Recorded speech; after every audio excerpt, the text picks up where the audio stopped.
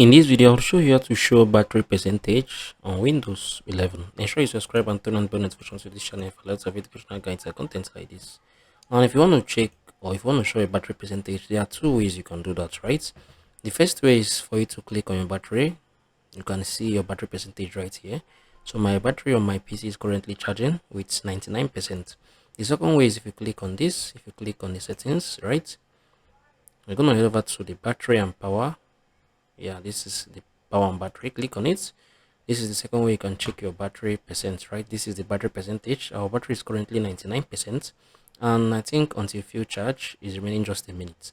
So this is how you can check Windows, or this is how you can show battery percentage on Windows 11.